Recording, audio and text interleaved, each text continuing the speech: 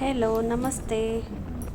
ಇವತ್ತು ನಾನು ನಿಮಗೆ ಪರಿಚಯಿಸ್ತಿರೋದು ನಾವು ವಿಸಿಟ್ ಕೊಟ್ಟಂತಹ ಪಂಬನ್ ಬ್ರಿಡ್ಜ್ ಹಾಗೆ ರಾಮೇಶ್ವರಂ ಟೆಂಪಲ್ನ ವಿಶೇಷತೆಯ ಬಗ್ಗೆ ಲಾಸ್ಟ್ ವಿಡಿಯೋದಲ್ಲಿ ತಿಳಿಸ್ಕೊಟ್ಟಿದ್ದೀನಿ. ಹೊರಟಿರೋದು ನಮ್ಮ ಪಯಣ ಧನುಷ್ಕೋಡಿ ಕಡೆಗೆ. ಈ ಪ್ಲೇಸಸನ್ನು ಎಕ್ಸ್ಪ್ಲೈನ್ ಮಾಡೋದಕ್ಕಿಂತ ಎಕ್ಸ್ಪೀರಿಯನ್ಸ್ ಮಾಡಿ ತಿಳ್ಕೊಳ್ಳೋದೇ ಚೆನ್ನಾಗಿ. ಯಾಕಂದರೆ ಅಲ್ಲಿರುವಂತಹ ನೈಸರ್ಗಿಕವಾದಂತಹ ಪ್ಲೇಸ್, ಅಲ್ಲಿಯ ತಂಪಾದಂತಹ ಗಾಳಿ, ಗಾಳಿಯ ಸೌಂಡು, ಸಮುದ್ರದ ಅಲೆಗಳ ಸೌಂಡು, ಇದನ್ನೆಲ್ಲ ಎಕ್ಸ್ಪೀರಿಯನ್ಸ್ ಮಾಡೋದೇ ಚೆನ್ನಾಗಿ. ಈಗ ನೋಡ್ತಿರೋದು ನೀವು ಪಂಬನ್ ಬ್ರಿಡ್ಜ್. ಈ ಬ್ರಿಡ್ಜ್ ಕನೆಕ್ಟ್ ಮಾಡ್ತಿರುವಂತಹ ಊರು ಅಂದರೆ ಮೇನ್ಲ್ಯಾಂಡ್ ಮಂದಪಂ ಅಂತೇಳಿ. ಸೊ ಈ ಊರು ಒಂದು ಟ್ರಾಜರಿಯಲ್ಲಿ ಒಂದು ಏನಾಗಿತ್ತು ಅನ್ನೋದನ್ನು ಕೂಡ ನಾನು ಹೇಳ್ತೇನೆ. ಈ ಬ್ರಿಡ್ಜ್ ಓಪನ್ ಆಗಿರೋದು ಫೆಬ್ರವರಿ 24, 1914. ಸೊ ಅದರ ನೆಕ್ಸ್ಟ್ ಏನಾಯಿತು ಅನ್ನೋದನ್ನು ಸ್ಟೋರಿ ಕೂಡ ಹೇಳ್ತೇನೆ. ಹಾಗೆ ಇದು ನಮ್ಮ ಇಂಡಿಯಾದ ಫಸ್ಟ್ ಸೀ ಬ್ರಿಡ್ಜ್ ಆಗಿರ್ತದೆ. ಇಲ್ಲಿ ನೀವು ನೋಡ್ತಿರುವಂತಹ ವಿಡಿಯೋ ಏನು ಅಂತಂದರೆ ರೈಲ್ವೆ. ಸೊ ಪಂಬನ್ ಬ್ರಿಡ್ಜ್ನ ಪಕ್ಕದಲ್ಲೇ ರೈಲ್ವೆ ಬ್ರಿಡ್ಜ್ ಇದೆ. ಬೈ ಚಾನ್ಸಲ್ಲಿ ಪಾಸ್ ಆಗುವಾಗ ನಮಗೆ ಟ್ರೈನ್ ಮೂವ್ ಆಗುವಂಥದ್ದು ಖಂಡಿತ ನಮಗೆ. ಸೊ ಇದನ್ನು ಕಾದು ನಿಂತು ನೋಡಿ ಹೋಗೋರು ಕೂಡ ಇದ್ದಾರೆ. ಸೊ ನಾವು ಹೊರಡುವಂಥ ಟೈಮಲ್ಲಿ ನಮಗೆ ಇದು ಸಿಕ್ತು.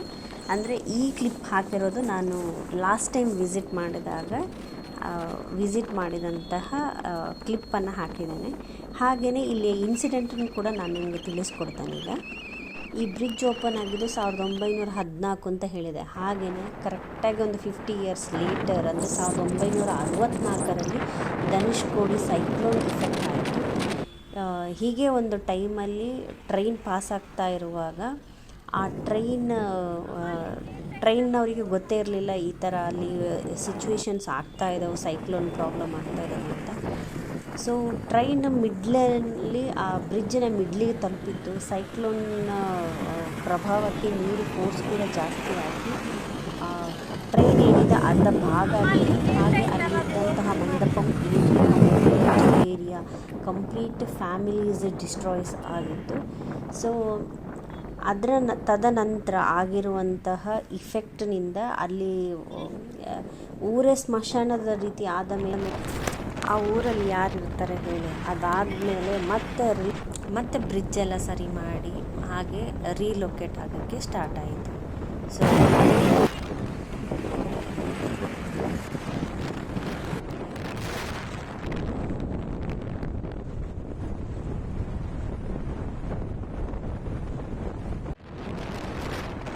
ಪಂಬನ್ ಬ್ರಿಡ್ಜ್ನಿಂದ ಮುಂದೆ ಹೋದರೆ ನಮಗೆ ಸಿಗೋದು ಧನುಷ್ಕೋಡಿ.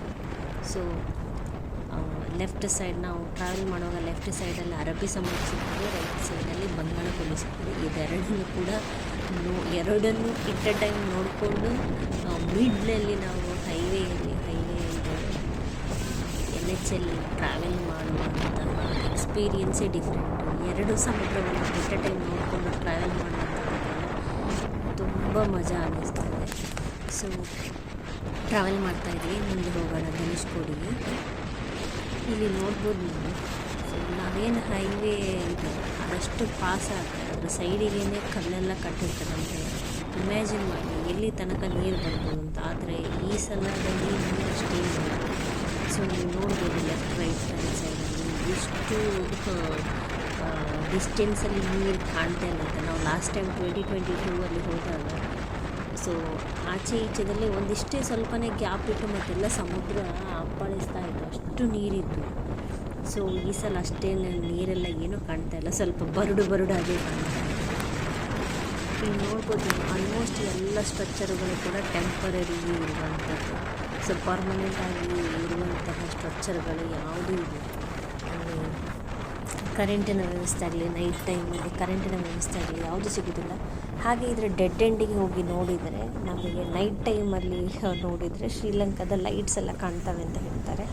ಅದರಲ್ಲಿ ನಮಗೆ ಆಫ್ಟರ್ 6 o'clock ನಾವಲ್ಲಿ ನಿಲ್ಲುವಂತಹ ಅವಕಾಶಗಳೆಲ್ಲ ಏನೂ ಇಲ್ಲ. ಸೊ ನಾವು ರಿಟರ್ನ್ ಬರಲೇಬೇಕು ಅಲ್ಲಿಂದ. ಹಾಗೆ ಶ್ರೀಲಂಕಾಕ್ಕೆ ಆಲ್ಮೋಸ್ಟ್ ಒಂದು 17 kilometers ಇದೆ ಅಂತ ಅಂತಾರೆ. ಶಿಪ್ ವೇಯಲ್ಲಿ. ಬಟ್ ನಮ್ಮದು ಶಿಪ್ ವೇ ನಮ್ಮ ಇಂಡಿಯಾದಿಂದ ಶ್ರೀಲಂಕಾಕ್ಕೆ ಯಾವುದೇ ಅವಕಾಶಗಳಿಲ್ಲ. ಇದ್ದಿದ್ರೆ ಏನಾಗ್ತಿತ್ತು ಅಂತಲೂ ಇಮ್ಯಾಜಿನ್ ಮಾಡ್ಕೊಳಕ್ಕಾಗಲ್ಲ. ಸೊ ಇನ್ನು ಇಲ್ಲಿಗೆ ಟ್ರಾವೆಲ್ ಮಾಡಲಿಕ್ಕೆ ನಾವು ರಾಮೇಶ್ವರಕ್ಕೆ ಹೋದರೆ ರಾಮೇಶ್ವರದಿಂದ ಆಟೋಗಳು ಬೇಜಾನ್ ಸಿಗ್ತಾವೆ. ಪರ್ ಪರ್ಸನಿಗೆ 500 ಅಂತೆಲ್ಲ ಹೇಳ್ತಾರೆ. ಅಂದರೆ ಶೇರಿಂಗಲ್ಲಿ ಆಟೋದಲ್ಲಿ ಕರ್ಕೊಂಡು ಹೋಗ್ತಾರೆ. ಇದೇ ನೋಡಿ ನಮ್ಮ ಧನುಷ್ಕೋಡಿ ಟಾಪ್ ವ್ಯೂನಿಂದ ನೋಡಿದಾಗ ಓಂ ರೀತಿಯಲ್ಲಿ ಕಾಣ್ತೇವೆ, ಒಂದು ಶಿವನದು ಆಕೃತಿಯಲ್ಲಿ ಕಾಣ್ತೇವೆ. So just reach to Dhanushkodi. ಹಾಗೆ ಇಲ್ಲಿ ಕೆಲವು ಸ್ಟ್ರಕ್ಚರ್ಗಳನ್ನೆಲ್ಲ ನೋಡ್ಬೋದು. ಅಂದರೆ ಆ ಟೈಮಲ್ಲಿ ಸೈಕ್ಲೋನ್ ಆದಂತಹ ಟೈಮಲ್ಲಿ ಇಫೆಕ್ಟ್ ಆಗಿದ್ವಲ್ಲ, ಕೊಚ್ಕೊಂಡು ಹೋಗಿರೋದು, ಸಣ್ಣ ಸಣ್ಣ ಗೋಡೆಗಳು ಮಾತ್ರ ಉಳಿದಿರುವಂಥದ್ದು, ಈ ಥರದ್ದೆಲ್ಲ ಒಂದು ಸ್ವಲ್ಪ ಅವಶೇಷಗಳು ಅಲ್ಲಿ ಇದ್ದಾವೆ ಈಗಲೂ ಕೂಡ ನೋಡೋದಕ್ಕೆ. ಇಲ್ಲಿ ನೀರಿನ ಡಿಫ್ರೆನ್ಸ್ ಕೂಡ ನಾವು ಒಬ್ಸರ್ವ್ ಮಾಡ್ಬೋದು. ಲೆಫ್ಟ್ ಸೈಡ್ ಸ್ವಲ್ಪ ನಮ್ಮ ಅರಬ್ಬಿ ಸಮುದ್ರ ಸ್ವಲ್ಪ ಮಣ್ಣಿನ ಕಲರ್ ಕಾಣ್ತದೆ. ಸೊ ರೈಟ್ ಸೈಡಲ್ಲಿ ಬ್ಲೂ ಕಲರ್ ಕಾಣುತ್ತೆ.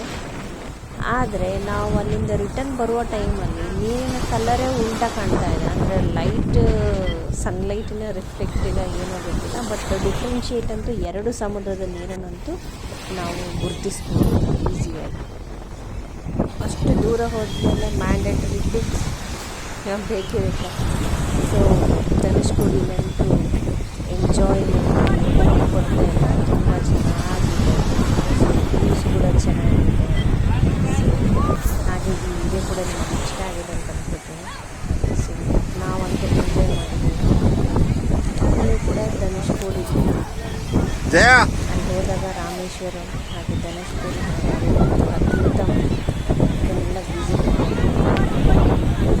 ಈ ವಿಡಿಯೋ ನಿಮಗೆ ಇಷ್ಟ ಆಗಿದೆ ಅಂತ ಅನ್ಕೋತೀನಿ. Thank you for watching.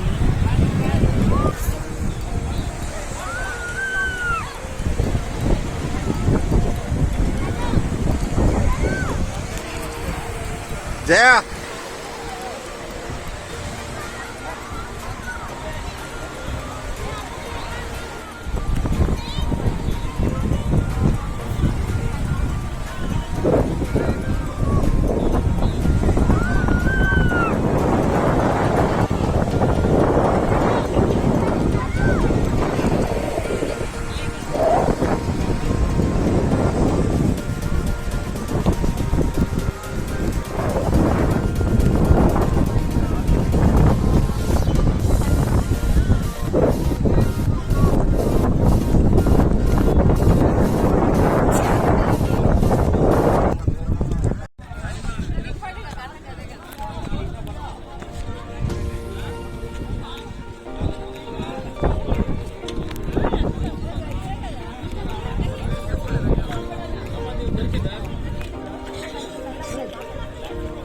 Hey!